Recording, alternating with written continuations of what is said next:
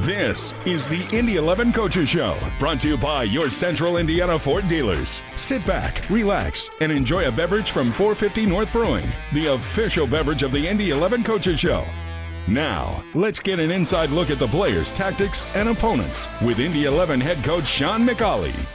Episode 2 of the Indy 11 Coaches Show, brought to you by your Central Indiana Ford dealers with the aforementioned head coach Sean McCauley. Welcome back, Sean. Thanks for joining us once more. First of all, in the spirit of transparency, we're recording this the last week of March. It comes out the first week of April, so we're right into the spring. Weather is good. I wanted to ask you, are you a golf guy at all? I used to play golf quite regular when I was a player because you get more free time and it's a good way to unwind. And, you know, obviously we could only play up to Wednesday. They didn't like us playing on Thursday and Friday before a game. But I played in Scotland, so the golf courses in Scotland were phenomenal. Did you ever get to St. Andrews? Yeah, St. Andrews, Glen Eagles, and where I lived in Perthshire has some fantastic courses. Wow, cool. Well, as the newest permanent member of Indiana, or newest homeowner at least, congratulations on that. There's golf courses right around you to go and check out. If you are anything like me, libations during the golf course and during the golf round are needed, which brings us to our drink of the day from 450 North Brewing Company. Today is Slushy XL, blueberry, strawberry, and marshmallow smoothie-style sour ale. I was on a dry spell last time we recorded, so I wasn't able to have, so I was pretty excited for this today. So, and it was also really cool to see 450 North Brewing on the west deck, I believe, in the stadium this past weekend, east deck.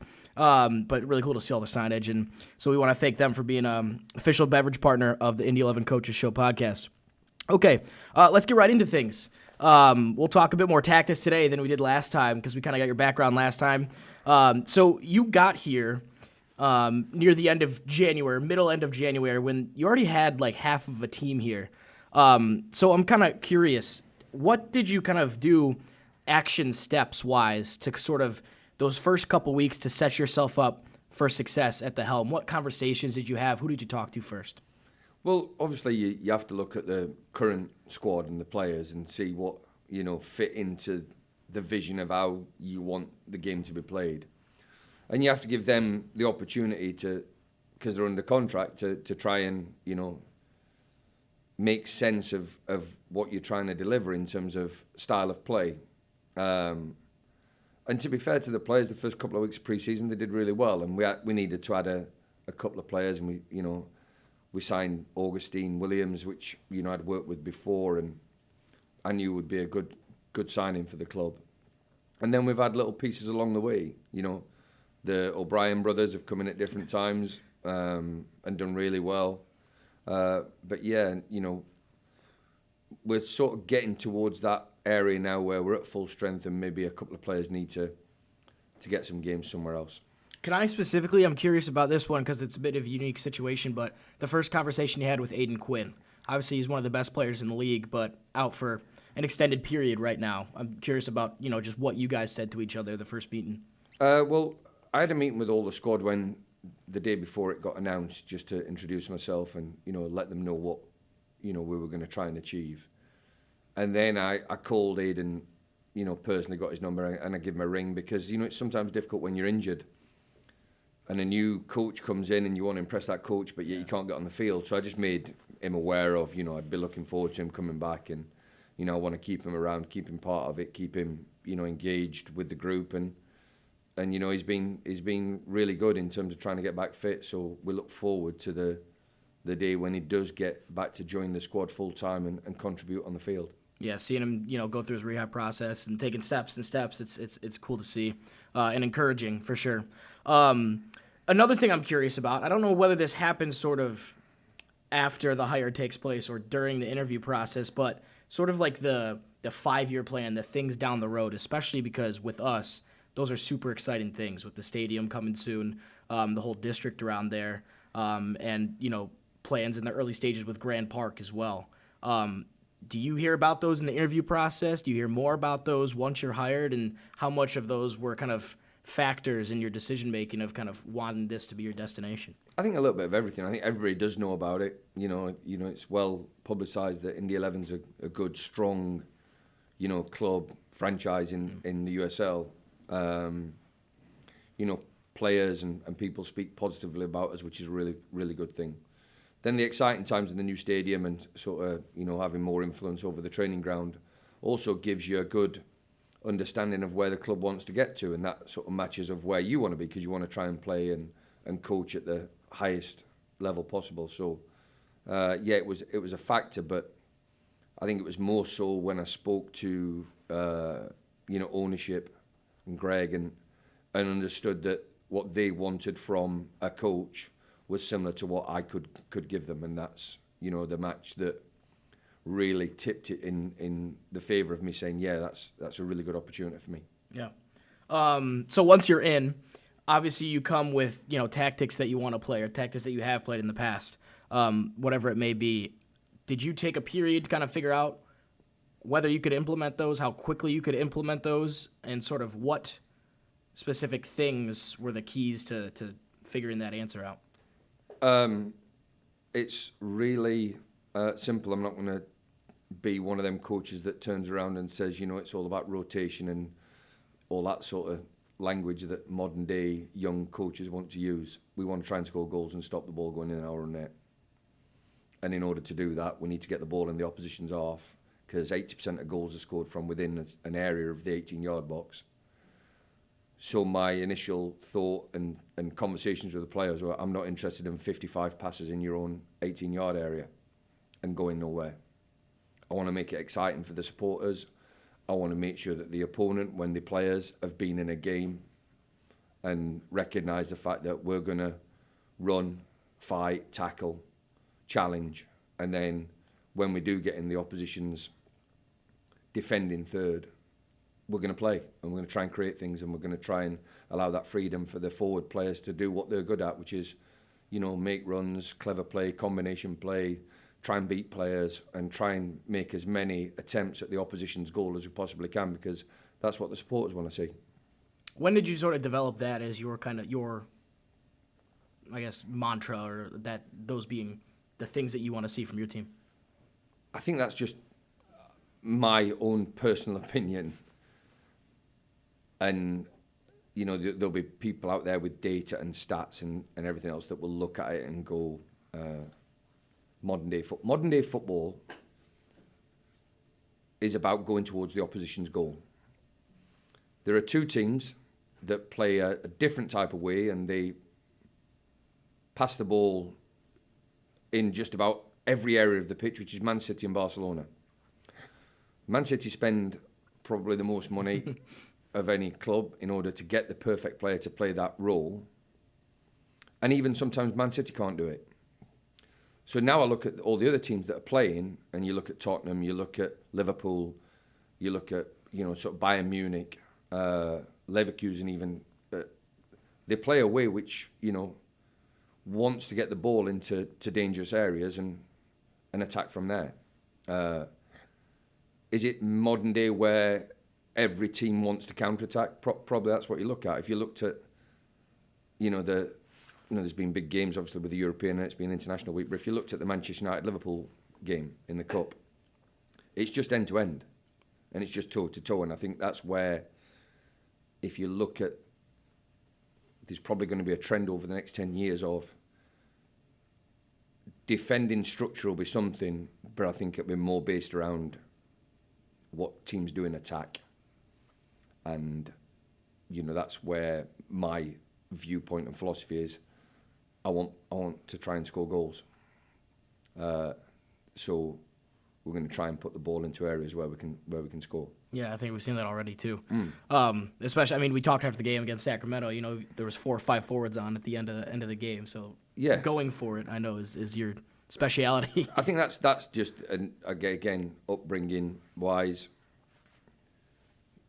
Everybody's heard of Fergie time. It's and it's interesting because a lot of teams adopt that. If they're losing, they just want to put the ball in the box. And we'll do everything we possibly can to try and win a game. So if it means putting more forward players on and risking something of, being down 1-0, I'd rather try and go for it and maybe lose 2-0 than 1-0. Yeah. Obviously, each game will have its different mechanism towards it because of goal difference and when you get down to the business end of the season. But I want the players to have the mindset of, trying to win everything. You feel they've adopted that pretty well? Yeah, I do. Yeah, I think they've bought into it because it's been difficult. Because previously in the last couple of years, it's been a very possession-based approach, like a build-out from the back. I think I saw a stat where we've doubled our passing range this year compared to the previous year, which I think is a load of garbage. Because what we've done is the goalkeeper now takes his goal kicks and puts them into areas where we can try and attack from, rather than playing it square 3 yards. So if you average the amount of times he has the ball, he's probably not just doubled it, he's probably times it by 10. And that then skews all the other data that goes into it.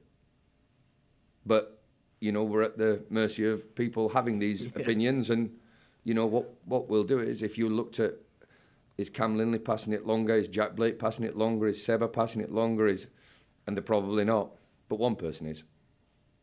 So one thing I'm curious about too, this is, I guess sort of a little bit of a tangent. I'm curious for you at your career at this point, what the driving factor is. You've reached the pinnacle in this country. You've lifted an MLS Cup. I think of my personal experience in a very young career. I'm trying to get better at what I'm doing, take a next step. What are those things that you're chasing in your career at this point? I want to try and get the players to a position where they can win something, and that could be anywhere.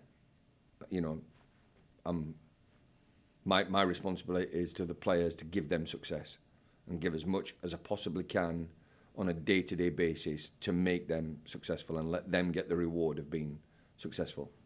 In terms of what I get on the back end of that is if they're successful and we can all lift a trophy together, then that's fantastic. But I would say that my priority is to make sure that they are put into a position where they can succeed. And if they succeed, then they'll have better careers and they'll have a better time, and everything, then will just roll into me feeling as though I've done my job and got successful. And then, no matter where you're playing, the supporters want to see the team succeed.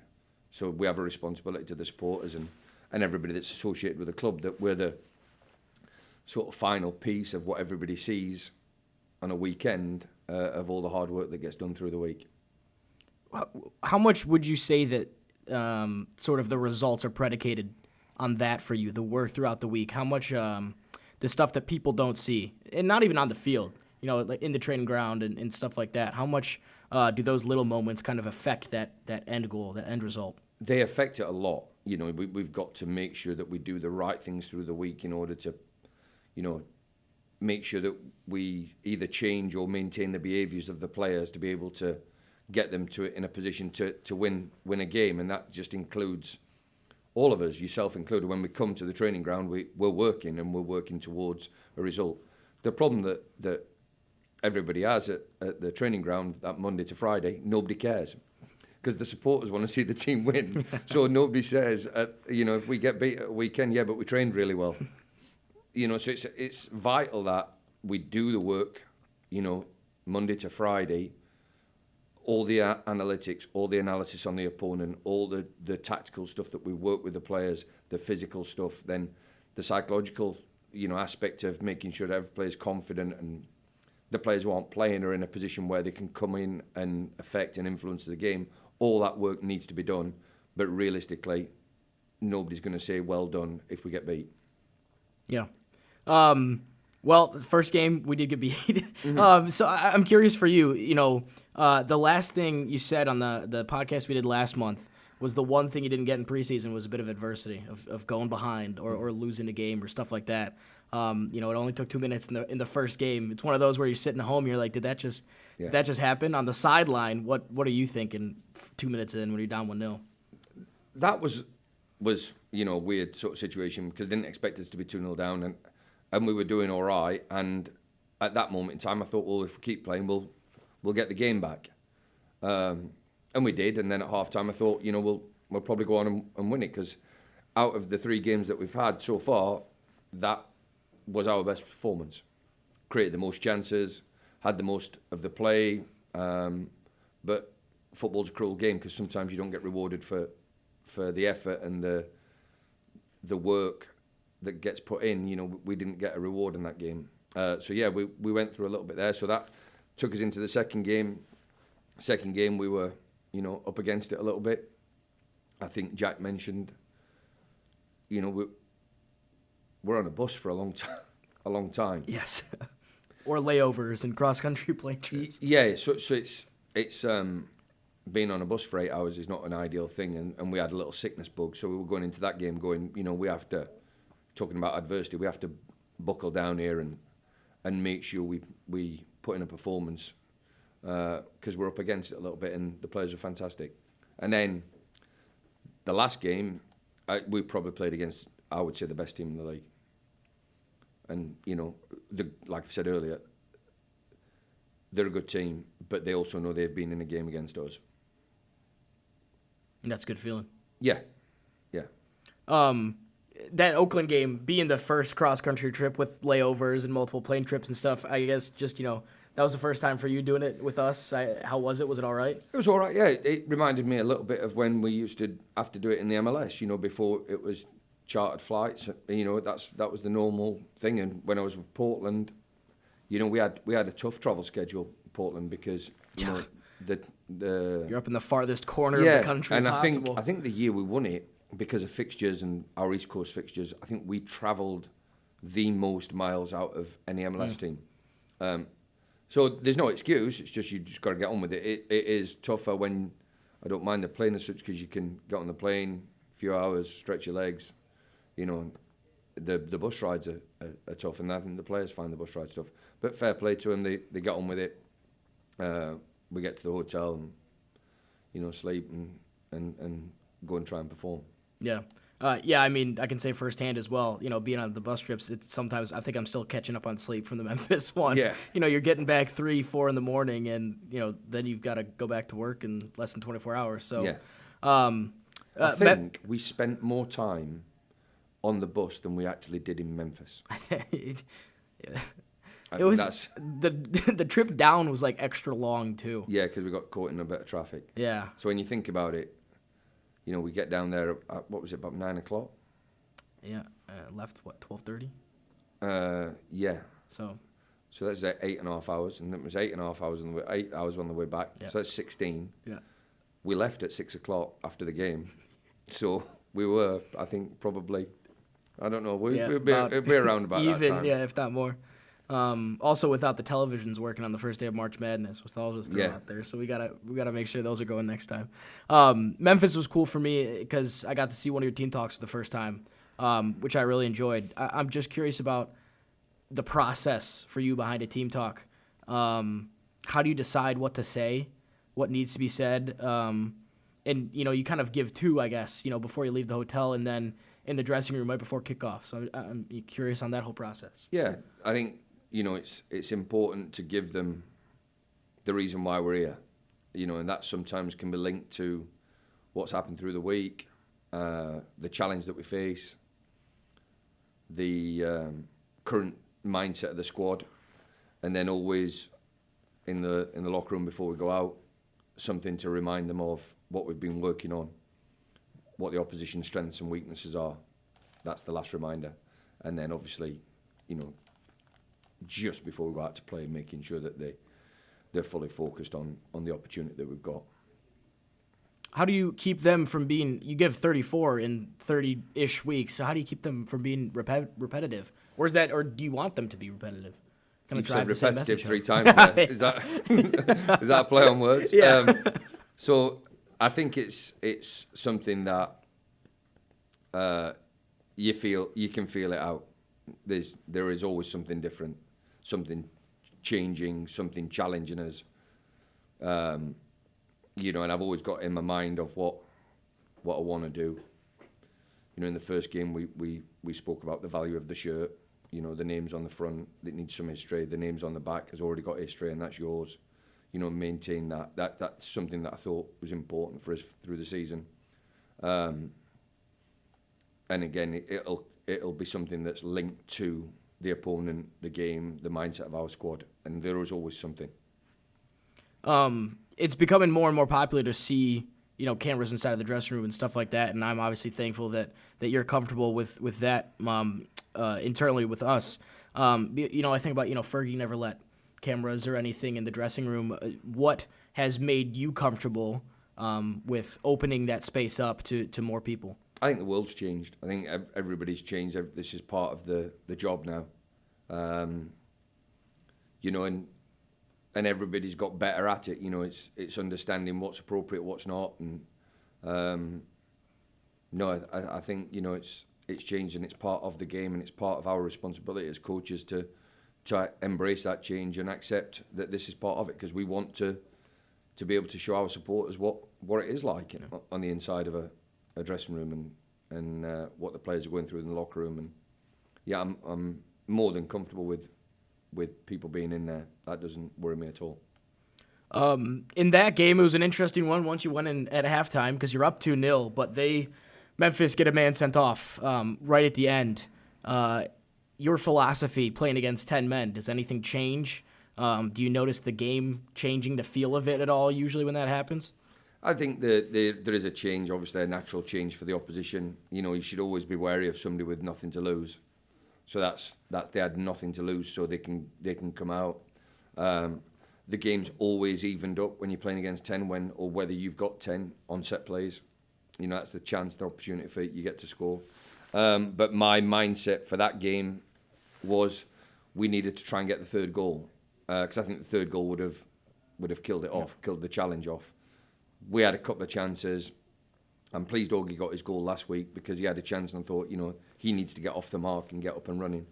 But we didn't, and then we conceded in the last sort of second, and you know, it's a win, and that's ultimately the objective was to win, and we did. We did really well in the first half to put them under that much pressure to be able to get the goals. And then I would say the sending off was really good for us in terms of a physical perspective, because we were struggling physically. You know, like we had a lot of players down who were sick.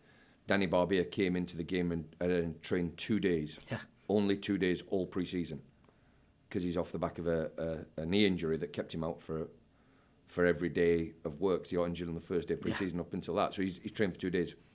Almost impossible to play. But we played him. The plan was to bring him off at half-time, but as soon as they got the man sent off, it was then, well, can he get through? And it helped us, the man sent off. In terms of the performance in the second half, we just got through it. You know, I'm not going to lie. We got through and got the 3 points and got on the bus and came home. Yeah, win is a win. Yeah. Do you revisit that with the guys after? Like, you know, if there's performances that, like, aren't to the standard you'd like? Yeah, we reflect on every game. So our working week is on a Monday we'll do a reflection video of the game. On the Thursday we'll do a tactical video on the opposition. On a Friday we'll do the tactical video of set plays. So everything gets sort of the players' understanding of how we want to approach every game, and then we'll also reflect on it on the Monday. And then the next week was Sacramento. Like you said, probably the best team in the league. Was it for the whole regular season last year? They looked good again. They returned a whole bunch of players. But it kind of feels like, you know, we put down a marker on Saturday of kind of, you know, what to expect of things to come. Obviously, you'd like 3 points every time you're at home, but that could be a point later in the season that looks a lot better. Yeah, never underestimate, you know, the value of a point, because it could take you over the line. They are a good team, and they've built it quite well. But like I said, they know they've been in a game now, and I'm not sure what they were expecting when they turned up to play against us, because obviously word gets around. It's maybe a different style of play. You know, we want to win the ball back as early as we possibly can, and they're a possession team. Now, they had a lot more possession than us, but we had more possession in their half of the field than they did ours.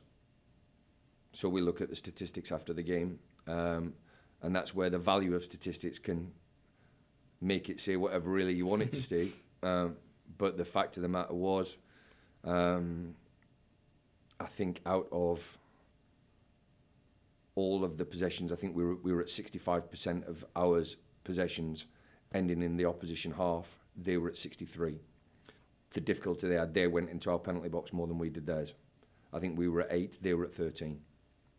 So that I would prefer to have, been flipped on its head. But in terms of where the ball was and where the game was and the average positions of all the players, we were quite aggressive and quite high, and which is what I wanted us to be. I looked at the game in the previous year where the lads played a different system and sat off and allowed the opposition to have the ball, which is, again, a good tactic against a possession team. But you probably have to be better on the counter-attack, and I just felt as though I didn't want to give the opposition that much of the game. Did the eye test, you watching it in real time, did you feel pretty similarly when you watched it back? No, I felt as though we could have done a lot better, but then when I watched it back, I thought, the players put the work in, put the effort in, and then when we looked at the data of the game, it sort of gave the players a lot more credit than what I would have probably done if I was just looking at it.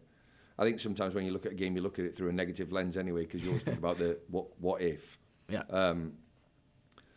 So I was able to take that away, and again, moments. And I've not brought my computer in because I could show the video. There's moments where obviously Seba hits the crossbar. There's a moment where Aidan Stanley puts Seba down the line, and it's literally across to Tegger and it's a goal, and the linesman calls offside. And we have the ability to freeze frame that. Which again, having worked with VAR and now not working with VAR, I'm pro VAR after working with it, because that could have been a goal, and that's a linesman's mistake of just putting his flag up. And I can show you the freeze frame of I believe you. The unfortunately for us, because where the cameras are situated at the stadium, they're offset and it's right in line with Seba's run. But that's sort of making excuses, because moments happen like that in the game for the opposition as well, I'm presuming. So, they might have got a penalty or, that sort of stuff. But looking back on it, we had chances where, we had chances to win, which is what you want to try and do. You want to try and put your team in a position to win a game. I'm curious about players, especially early in this season when you've had the sickness, a couple injuries, players that are coming in and starting that, if everybody's healthy, you look on paper, they might not. The one that I go to after Sacramento was Max Schneider. Got himself an assist, and I thought played really well. But he's in a midfield that, when they're all healthy and at their best, probably 4 all-league players in Cam Lindley, Jack Blake, Tyler Gibson, and Aiden Quinn. So if Max comes in there and, plays at a high level, how do you keep him off the team sheet the next week? And how do you sort of, balance that of those 4 guys plus Max plus anybody else who might, play really well and try to work themselves into that conversation? Yep, they've just got to accept when the team gets picked, it gets picked to win a game. There is no other agenda of anything other than playing players to win the game. Winning the game generally doesn't happen in the first 15 minutes. Sometimes people say, you don't win a game in the first 15 minutes, but you can lose it. That's why we always want a strong start. So having people that, can influence the game off the bench is a really big important thing for us. We get Dougie Martinez back this week as well. So we'll pick a team that starts the game in order to make us put ourselves in the position to win the game. Knowing that, I'll be bringing players on the field to influence the game at a later stage. And that's probably where I'm not sure whether it's experience or whether I've got that mindset. I don't know. But my plan is always the substitutes have to make an impact.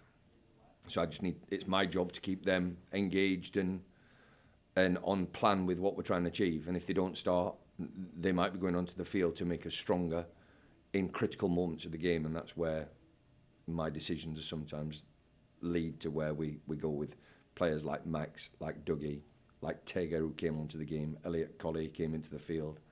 these players are really important for us. I thought the changes that we made against Sacramento really did give us a little bit of a lift. Eunice coming on the field at the time he did. So we'll not second guess what the lineup's ever going to be, but there'll be some changes, and the reason for the changes is one to start and one to finish. That kind of circles back to the whole buy-in thing that you talked about. I mean, right away, the meet and greet with the fans, and continuously since then. Do you feel like you have that throughout the squad? Yeah, and there's going to be times when players are unhappy, and that's,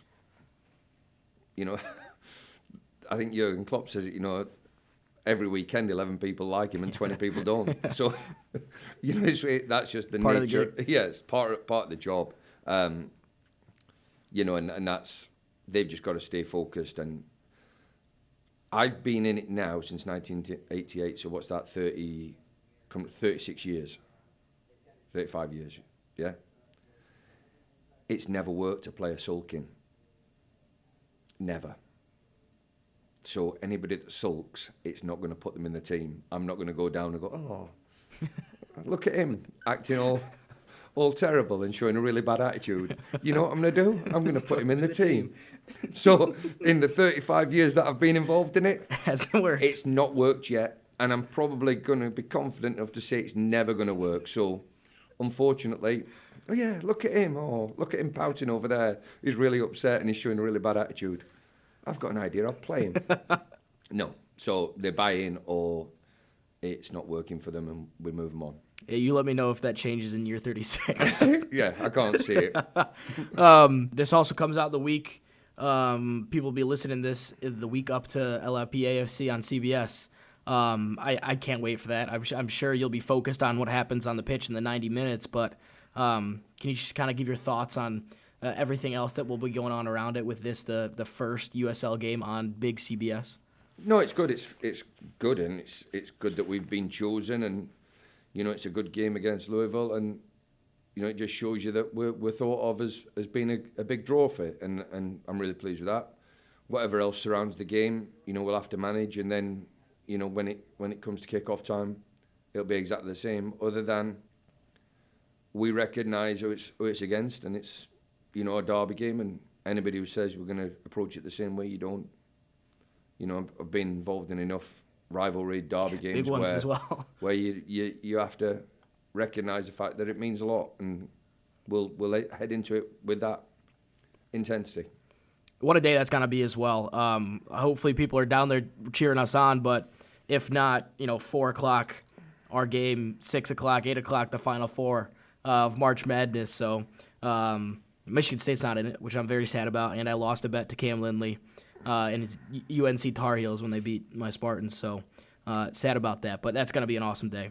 Couple of other things I just wanted to ask you about kind of away from the team. First one is a really brutal international window for Scotland. Yeah, terrible. Watching the games at all, did you see anything that was... The only thing is... Since we beat Spain, it's just but wins. They're friendly games. And that's the only thing. And they qualified for the tournament. They're in the tournament. They'll give it a good go. And like every Scottish supporter, they'll go across and think they can win it, and they've probably got no chance. But will not temper that enthusiasm or expectation, because the supporters, when they travel and they enjoy themselves. I'd be lying if I said I didn't look at plane tickets right when they yeah. when they booked their trip to Germany. Yeah, it's it'll be a good tournament, and like I said, it generally in these tournaments the cream will rise to the top, and unlike I don't follow the March Madness, but I just know that everybody's got a bracket killer or something. These teams come from nowhere and knock people out. I think generally in our sport, especially at that elite level, the ones who are favourites will probably be there at the end, and unfortunately that might be the English team. Fingers crossed that's not for me personally. It was an international window where a lot of young talent scored. Endrick for Brazil, Lamine Yamal for Spain, Jamal Musiala showed out for Germany, and Jude Bellingham obviously is at the top of his game. I'm curious on the your favorite young player that you've kept your eye on in the highest ranks lately? I think Bellingham's got to be completely in the conversation as being maybe the most complete player. I remember speaking to somebody about him when he just joined in the Birmingham team, and he was a man, you know. And it wasn't just his play; it was his attitude. It was everything else that followed it. And then I listened to a podcast with Ole Gunnar Solskjaer on, and he said, you know, they had him in the building at Manchester United, and he basically, so he said they got Fergie, Cantona, Ole, and maybe one more. It wasn't Keane, but they got him all to discuss, you know, what it's like to be at Manchester United and you know, represent what they're saying is the biggest club in the world, and you know, this is give you a good platform. And he was only interested in playing, and basically said, you know, I want to be playing 75% of the games in order for me to have the next stage of my career. And he basically had his career planned out. This is when he was, what, 16, 17? 16, 17. So then obviously he gets his move to Dortmund and knowing that they would sell him on Real Madrid. So that's one. And then all the other talent that's in there.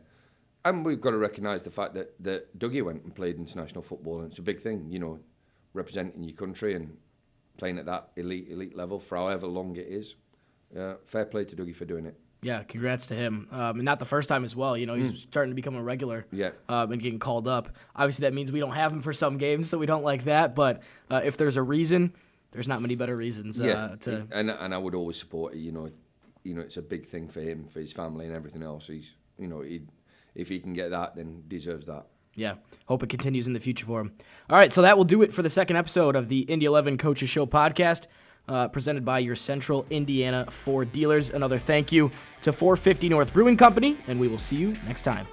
This is the Indy 11 Coaches Show, brought to you by your Central Indiana Ford dealers. Be sure to like and follow this podcast and check out other great podcasts on the All Indiana Podcast Network. To watch the video version of this podcast, subscribe to the Indy 11 YouTube channel.